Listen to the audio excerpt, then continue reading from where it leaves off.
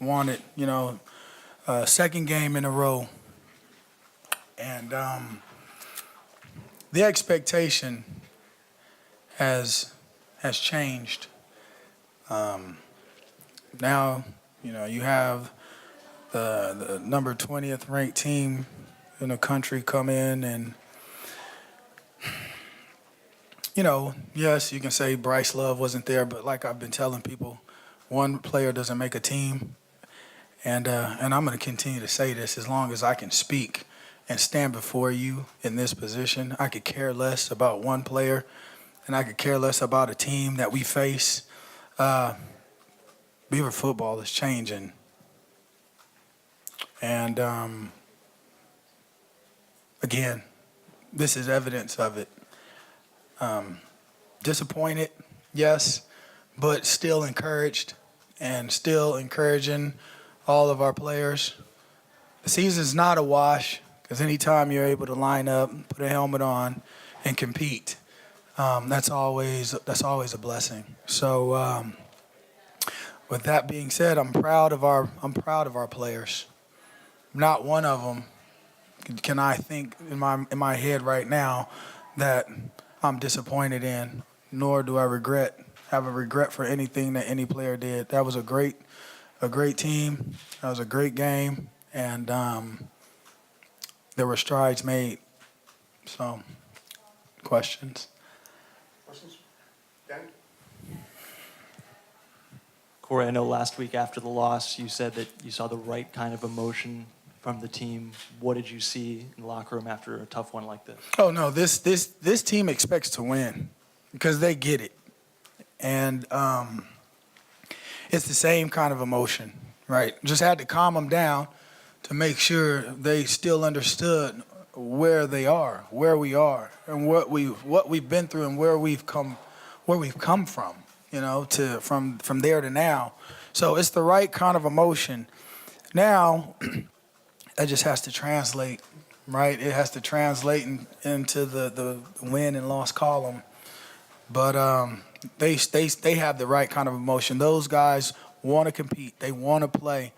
And they want to make Beaver Nation proud. And that's one thing that everybody should be encouraged by is they felt, and they know, not felt, they know they should have beat that team. Just like we should have beat Colorado.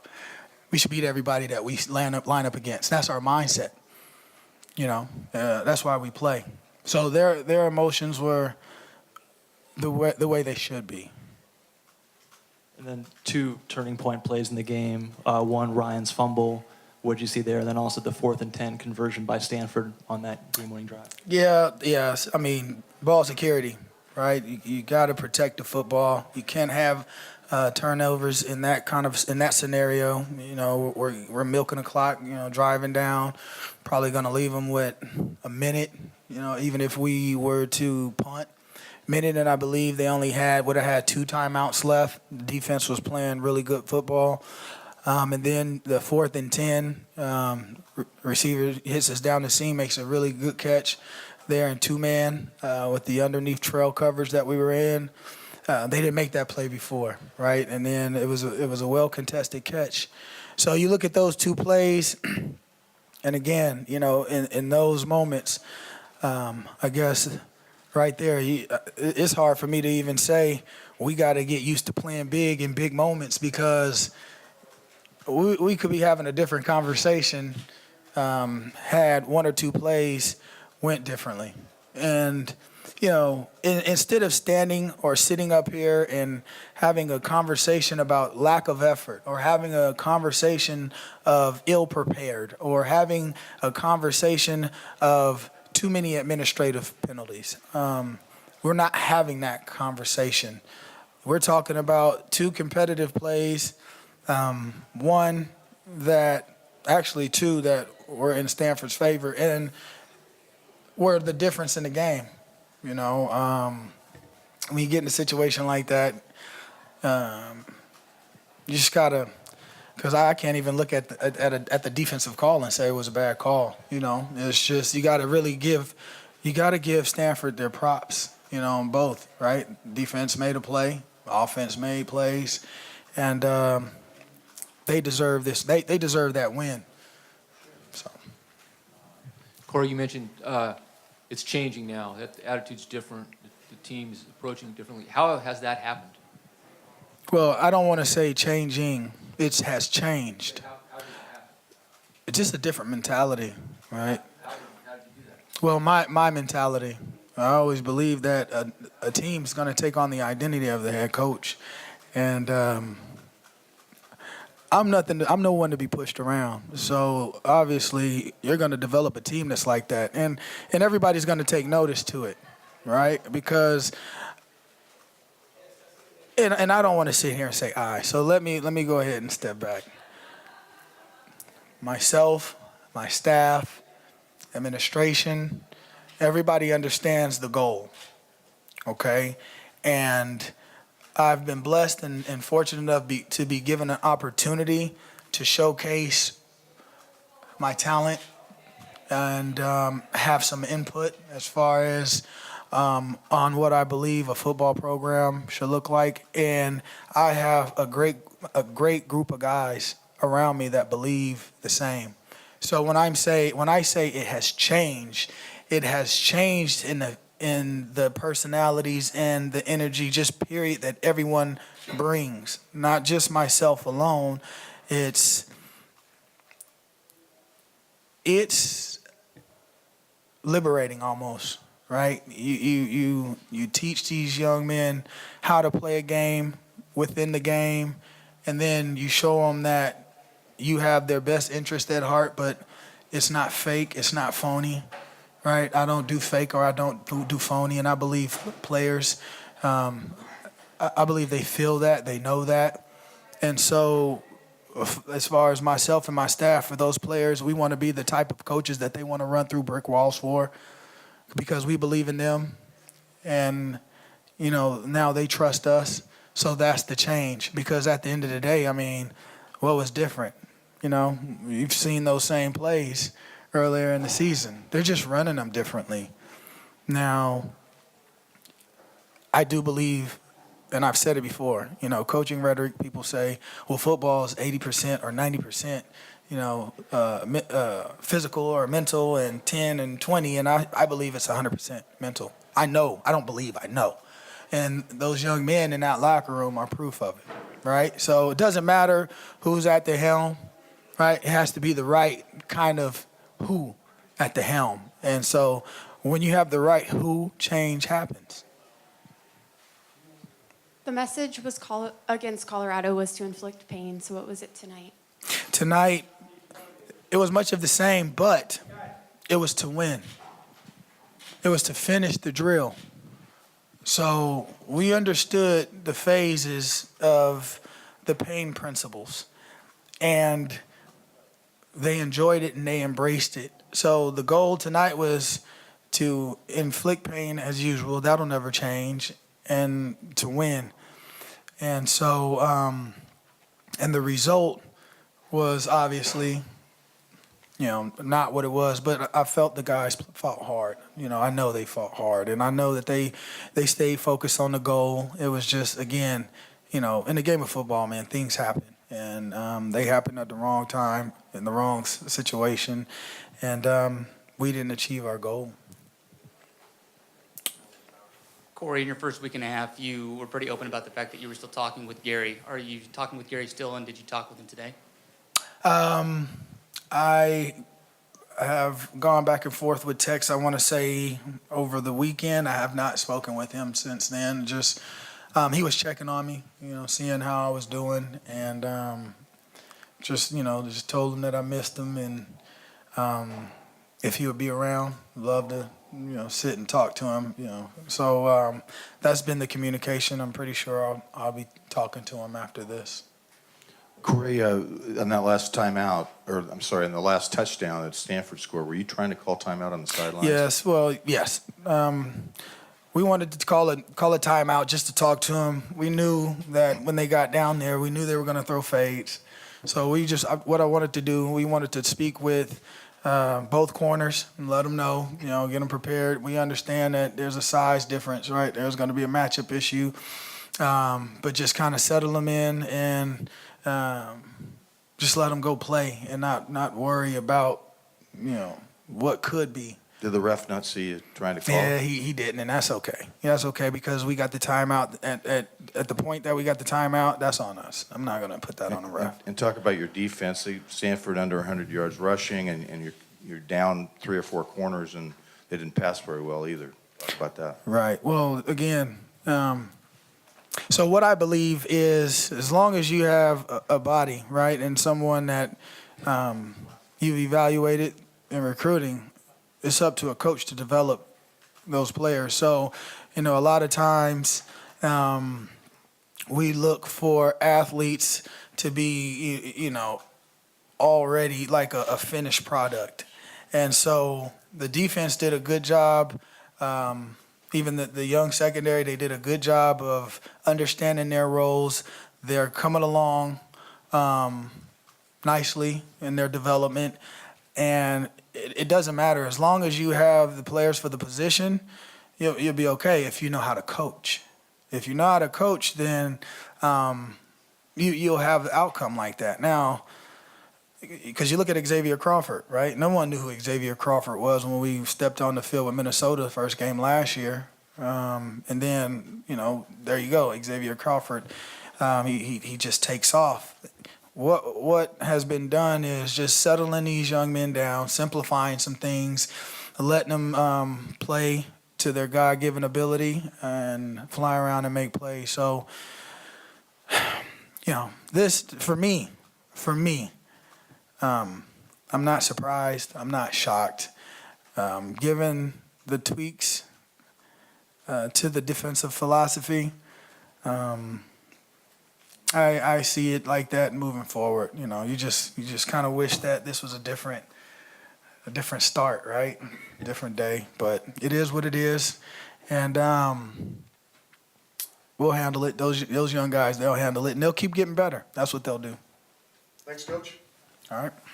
For both of you, Coach Hall talked last week or 2 weeks ago about the right kind of emotion after a loss. Just what's the difference between these last two and the losses earlier in the season emotionally?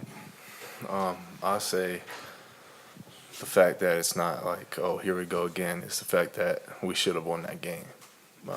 Two games in a row where we're this close to making it a victory, 1 play away, 2 plays away, a series, a drive, a stop, whatever it may be. We're that close to making it, and that's what Coach Hall's really harping on us is we got to realize that it's not the same team that we were 4 weeks ago, and we got to realize that we got to continue to fight no matter what happens. Yeah, just kind of going off that. Coach Hall's brought a lot of energy back to this team. With Coach A leaving, Coach Hall's done a great job, and it's like Ryan said, he really motivates us to keep going, and he lets us know, and we know now that how great of a team we are and how great of a team we can be. And it was just some little things today that happened, but we definitely know how great of a team we are. More questions? Ryan, that last fumble, what happened on that? I got the handoff. I saw, pressure up the, in the middle. I tried to jump cut out of it, and I don't know if I, fully secured the ball.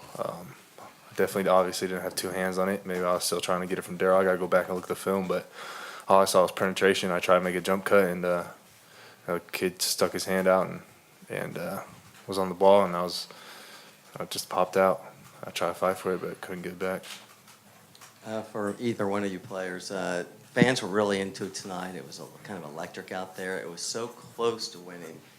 Is it harder to walk away from a game like that when you feel like you should have won, or is it easier just to build on that and move forward because it was right there? It's hard. It's definitely hard to walk away from a game like that, because we've been so close, so many times this year.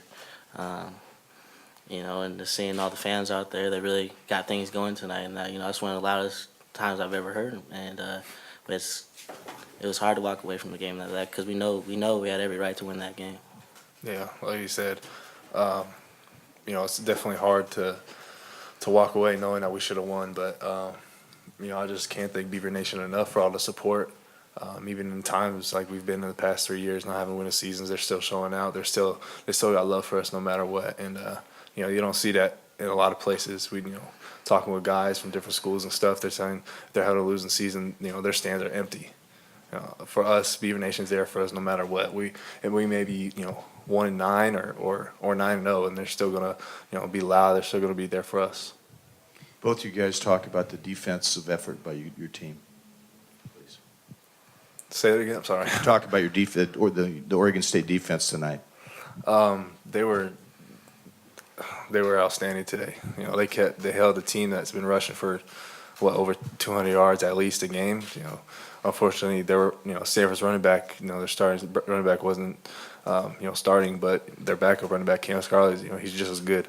And for them to hold them to what they did tonight, it was amazing. That 1 4th and 10 play doesn't determine the entire game. Exactly the same with offenses. The offense is my fumble that doesn't determine the entire game. And like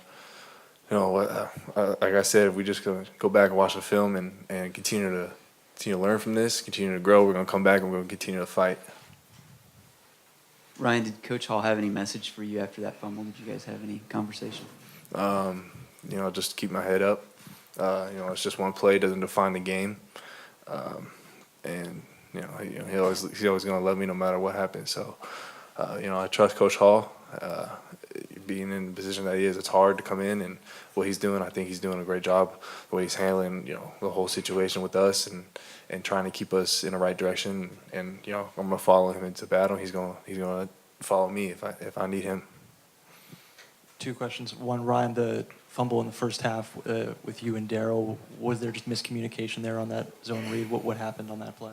Yeah, that one was a little bit more complicated than I thought. I think we came down to the conclusion that it kind of got stuck in his glove when he was trying to pull it because first hit, you open it, and once you pass the second hit, you're supposed to clamp down on the ball, and but usually by that time I know if he's putting the ball in there or not, and I didn't feel it, so I didn't clamp down all the way, and that's why I carried out the fake. I didn't even know the ball was on the ground until I heard everyone saying fumble, so.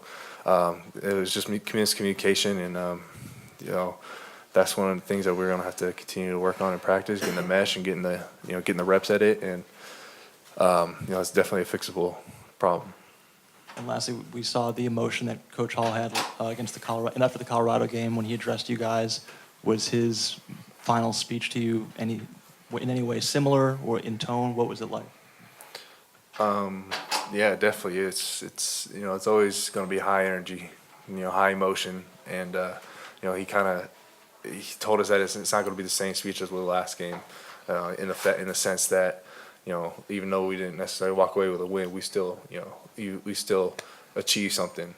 This was definitely more of a an eye opener to what we can accomplish, and for us to not come out of this game with a win, it's unfortunate and disheartening, but Coach Hall is going to make sure that we're getting back, our minds are back on the right track, and we're going to come back Monday ready to work. Thank you, guys. Jonathan, the defense was great tonight. Can you talk about your effort, and did it surprise you were able to hold Stanford down as well as you did? No, it didn't surprise me at all. When the team actually comes together and believes, and we fight all 4 quarters, we can do anything we want. Jonathan, that 4th and 10 play where Stanford converted on their game-winning drive, what did you see on that play? I was rushing, so I didn't. Honestly, I didn't see too much, but I guess it was a great play by the quarterback and tight end. But next time we got to make that. And just is the emotion of this one any tougher than early in the season when you guys were out of the game by the 4th quarter? A loss is always tough. Like, we don't go in to lose. Like, nobody ever wants to finish a game with an L. Every down, we try to go out and win every play.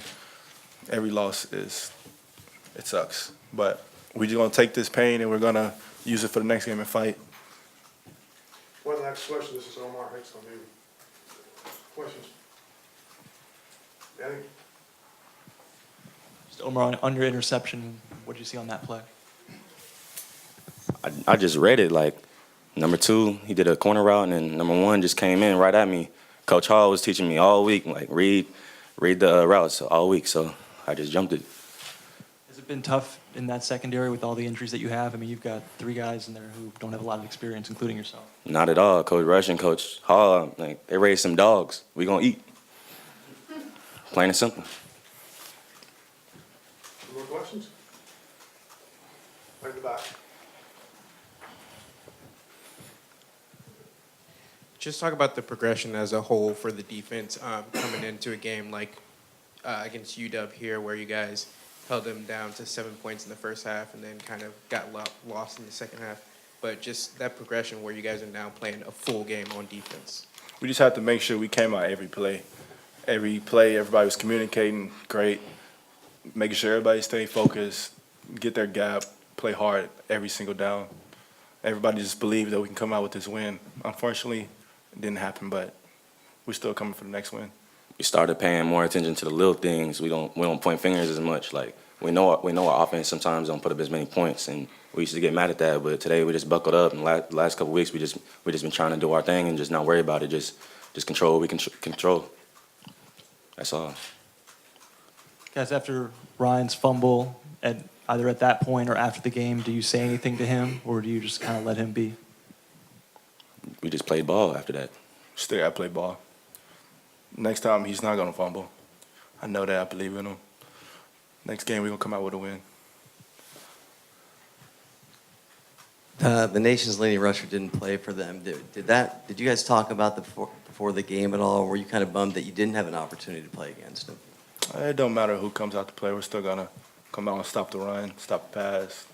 We wasn't worried about him at all. We wanted to play Stanford. He ain't Stanford, you know. We wanted to come out there, stop the rush, because that's what they're known for. And we're known for not having a good rushing defense. And today we stopped them. That's what we're looking forward to. Came together and we fought. That's all.